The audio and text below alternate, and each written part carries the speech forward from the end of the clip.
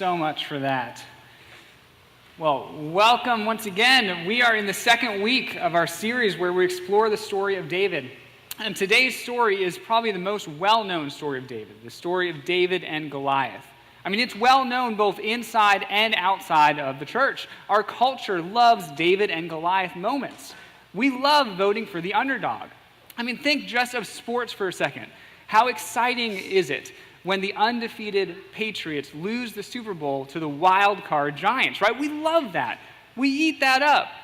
Or think about the miracle on ice, when the youngest hockey team in the Olympics, the American team, upsets the Soviet team who'd won 6 of the last 7 gold medals.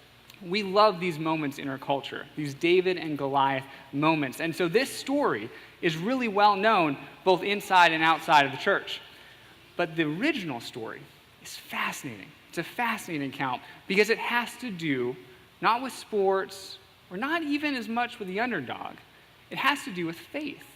In fact, what you'll see in this story is that it's a story about God providing victory to someone against overwhelming odds simply because of their courage and their faith. And so we're going to really get into this story today, but as we do, we need to start all on the same page, realizing that we don't face literal giants today, thankfully. I mean, thankfully, there's not 9-foot Goliaths walking around South Tampa. That would be terrifying. And so we need to read this story a little bit differently if we're going to get the most out of it. And so right here at the beginning, I want you to think of a giant in your life, but not a giant quite like that. Instead, here's how I define it, and we'll get it on the screen. Think of a giant in your life that acts as an obstacle to you growing in your faith, right? What is an obstacle where you say, I want to grow closer to God, I want my relationship with God to get deeper roots, but there's this thing that lies in my path. Now, to help you think of what that could be, here's the DNA of a giant. A giant appears too big to overcome. It's something where you look at it and say, well, I can't do anything about that. I don't know how to overcome that. How do I get around this obstacle? Okay? A DNA of a giant actively stunts your growth in faith. And so this thing, whatever it is, it hurts your relationship with God. Instead of helping you grow, you're saying, well, I don't know if I can trust God as much. Like, this is causing doubts in my life. Something like that. Or number 3, it shrinks your view of God. And so as the giant gets bigger in your life, your view of God gets smaller. Now, if you're following along in the outline on the back of your bulletin, there's a section that just says, My Giant Is. And if you've got some ideas of what would fit in your life, why don't you write that down? Because then you'll really immerse yourself in this story for the kind of your modern day Goliaths. And really, it could be anything. I mean, are you dealing with doubts that make it harder to trust God? Is that your Goliath? Are you stuck in a cycle of a sin that makes you focus on the negative in the world instead of on the glory of God and all that's positive? Is that your giant?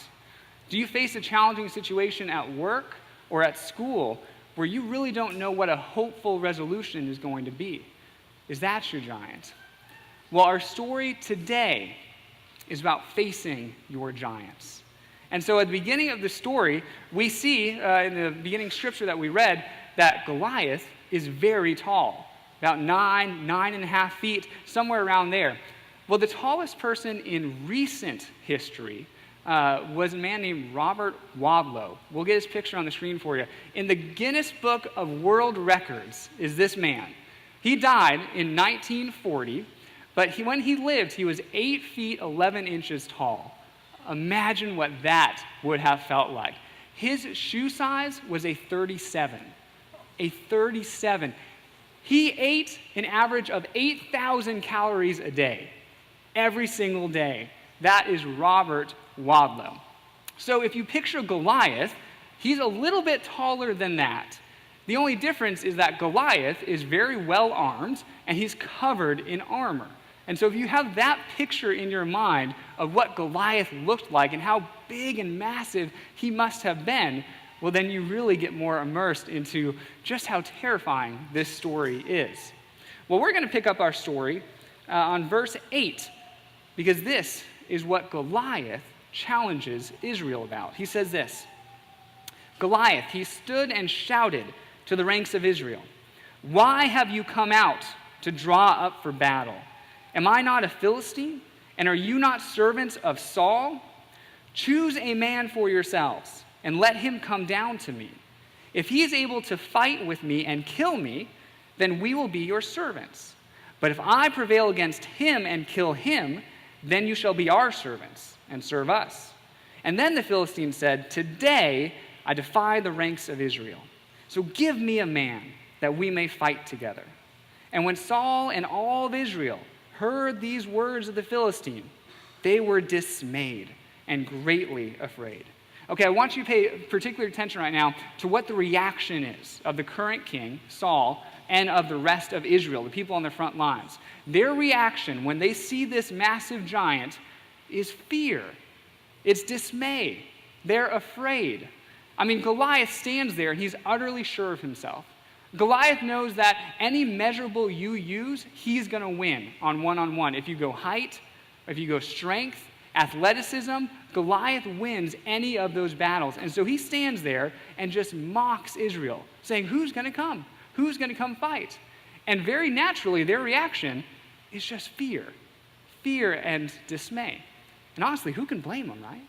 I mean, if you put yourself in their shoes, that most likely would be your reaction as well. Well, and in fact, what about with the giant that you thought of in your head? What's your reaction when you come with an obstacle in your life that you don't know what to do with? You go, I really don't know how we're going to pay this bill this month. Or I really don't know how to face this bully who's just getting after me each and every day. Oftentimes, when an obstacle comes up in our life that we don't expect, our gut reaction is fear and anxiety. We say, I don't know how to respond to that. I mean, that's why we toss and turn at night. That's why we get distracted at work, because our minds are just thinking about this thing that we don't know how to deal with. We're not so different from Saul and Israel. Fear and anxiety are oftentimes our first reaction when the giants come in our lives. And that was true for this army as well. But then along comes David. Now, David, at this time of the story, was most likely somewhere between 12 and 15 years old. He is a teenage boy at this point. We know this because of the book of Numbers. You see, Numbers, it says this. It says, from 20 years old and upward, everyone in Israel is able to go to war. And so if you're 20 and you're living in Israel, you're now eligible to go to the front lines. Well, if you remember last week, David has 7 older brothers. We know that 3 of those older brothers are on the front lines. And so they must be 20 or older, which leaves 4 of David's older brothers still at home, being under the age of 20. Now, even if they had even distribution, it would still be 19, 18, 17, 16, and then David, at the oldest, would probably be 15 years old. But it's probably closer somewhere between 12, 13, somewhere around there. So he's a teenage boy.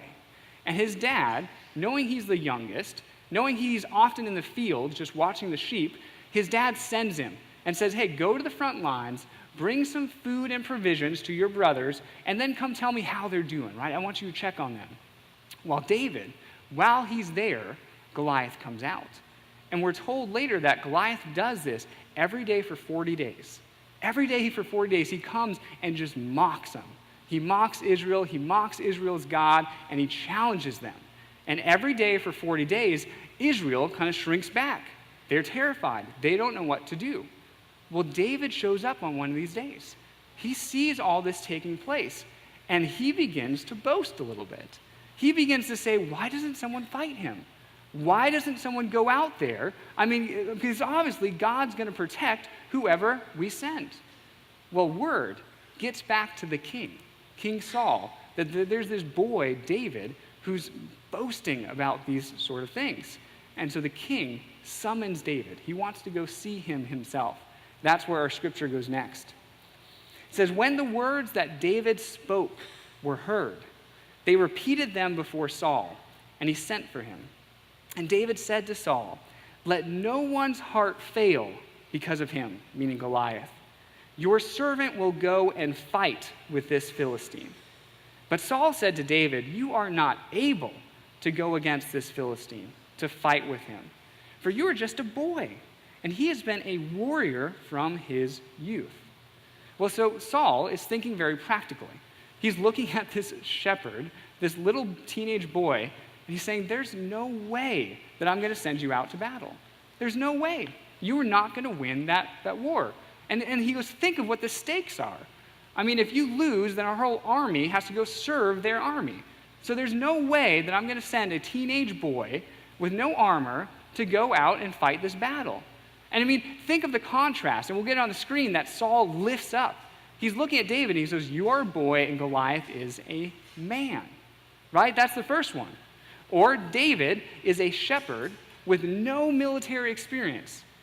Goliath is a warrior who has been training to fight since he was David's age, since he was a youth. And these are just the things that Saul lifts up to try to make clear to David. We could add to that list, couldn't we? David most likely was short. He's still growing. He's a teenage boy. Goliath is, well, a giant. So you've got that contrast.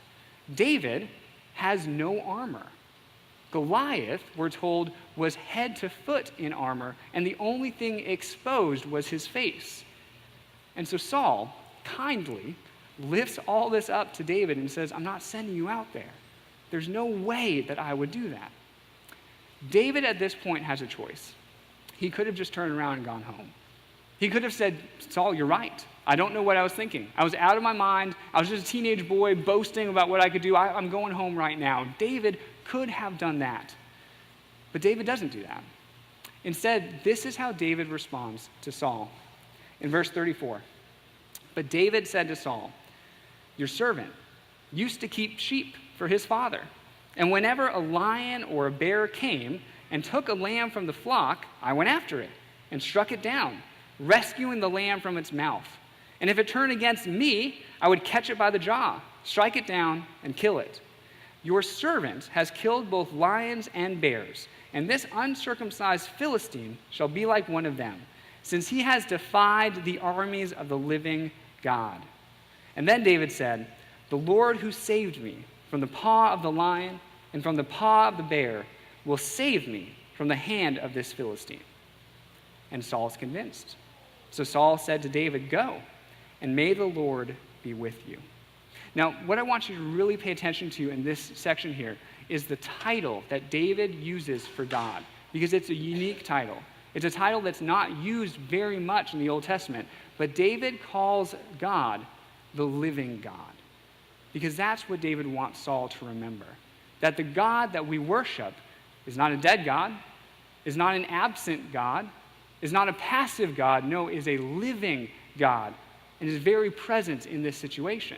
You see, for Saul and his armies, they are treating that situation like God is completely irrelevant to what is going on. You know, their understanding of what's happening is that if they're going to succeed, it's going to be by their own power and might, right? That's how Saul is viewing this situation. If we're going to win versus Goliath, it's because I'm strong enough, or because I'm wise enough, because I can strategize enough. David reminds them that in their scenario, God is not relevant, right? They're only thinking about what they can do. In fact, they're viewing the whole situation simply through their eyes, where they look at the battlefield, they look at how big Goliath is, and they say, we can't do that. David encourages them to look at the situation through the eyes of faith, saying, when you look at that, you remember that you worship a God who is a living God, who is relevant to every situation, and who will fight with you. David reminds them who God is in their world, that he doesn't want them to forget. Well, what about for us? When we face our giants, I mean, how often are you like Saul, where you look at a situation and say, well, it's only if I can overcome it, right? All of this depends on my power and my might. If you're like me, that's often my first train of thought. But what this story reminds us to do is see every situation, every obstacle in our life through the eyes of faith, where we're able to look at a situation and say, well, how can God be relevant to what I'm going through right now? How is the living God going to be with me as I approach this situation? Our go-to should not be what Saul and his army does, where they forget that God is present. Our go-to should be what David does, where he says, no, God is very much present. And because of that, I'm going to act as if it is true. And so David, after saying all this, gets the okay by Saul to go and fight Goliath. In verse 40, it says this, so then David, he took his staff in his hand, chose 5 smooth stones from his stream, and put them in his shepherd's bag, in the pouch. His sling was in his hand, and he drew near to the Philistine. So this is the moment that the story has been building to the entire time. It's experience versus inexperience. It's strength versus weakness. It's the tools of a shepherd versus the weapons of war. Think of the contrast, the stark contrast between David and Goliath. But there's one more contrast, which is the most important one. It's a person who's relying completely on their self to win, and versus a person who's relying completely on the living God to be a part of this situation. And in verse 41, it says, the Philistine then came on and drew near to David with his shield bearer in front of him. And when the Philistine looked and saw David, he disdained him, for he was only a youth, ruddy and handsome in appearance. The Philistine said to David, am I a dog, that you come to me with sticks? And the Philistine cursed David by his gods. Then the Philistine said to David, come to me, and I will give your flesh to the birds of the air and to the wild animals of the field. But David said to the Philistine, you come to me with sword and spear and javelin, but I come to you in the name of the Lord of hosts, the God of the armies of Israel, whom you have defied. This very day the Lord will deliver you into my hand, and I will strike you down and cut off your head, and I will give the dead bodies of the Philistine army this very day to the birds of the air and to the wild animals of the earth, so that all the earth may know that there is a God in Israel, and that all this assembly may know that the Lord does not save by sword and spear, for the battle is the Lord's, and he will give you into our hand. So then when the Philistine drew nearer to meet David, David ran quickly towards him, the battle line, to meet the Philistine. David put his hand in his bag, took out a stone, slung it, and struck the Philistine on the forehead. The stone sank into his forehead, and he fell face down on the ground. So David prevailed over the Philistine with a sling and a stone, striking down the Philistine and killing him. There was no sword in David's hand. Then David ran and stood over the Philistine. He grasped his sword, drew it out of its sheath, and killed him, and they cut off his head with it. And when the Philistines saw that their champion was dead, they fled. Okay, let me state the obvious here. This is a brutal story of war. We often refer to this more of a children's story, but it's not. It's anything but. This is a brutal story of war. But the reason we remember it, thousands of years later, why generations have passed it down, is because of what it teaches us about faith. And what it teaches us about faith is that we can go through life with confidence that we worship a living God who will be with us every step of the way. Now, I realize that facing the giants in your life is not as quick and it's not as easy as just throwing a stone in a slingshot. Now, some giants you've been dealing with a long time. Some giants seem like they hang around forever. The obstacles in our life are not easy, and they're not going to be overcome by one sermon. But what this does for us is it reminds us the type of God we worship, that we don't have to go in situations that seem out of our control only by our own muscle and might. I mean, that's how Saul and his army approached it. They said, we're going to succeed only if we can physically do it. And oftentimes, we approach difficulties in life with that same idea. But this story reminds us that we don't have to do that we can approach every situation in life, no matter how challenging it is, knowing that we worship a living God, a God who's with us and who wants to be with us every step of the way. I mean, contrast the bold faith of David with that timid faith of Saul and his army. This story reminds us that we can act with confidence in life, that we can go and meet the giants that come because we worship a God who wants to be with us. And so as we come to the table today, I hope you bring your obstacles to this table. I hope you come today thinking of the challenges, the giants in your life today, and lay them at the foot of the cross. Because we're reminded not only how David was with, or how God was with David, but what Jesus did for us 2,000 years ago. How the ultimate giants of sin and death were slayed when Jesus died on the cross and rose again 3 days later. So come to the table. Bring your obstacles, bring your burdens, and realize that we worship a God who loves you and who is with you. Remember that on the night that Jesus was betrayed, he took bread. After giving thanks, he broke some, gave it to his disciples, saying, "Take, eat. This is my body given for you. Do this in remembrance of me." In the same way, he took the cup and said, "This is the cup in the new covenant, poured out for the forgiveness of sins. Every time you eat this bread and drink this cup, you proclaim the saving death of Jesus Christ until he comes again." Let's pray. God, we need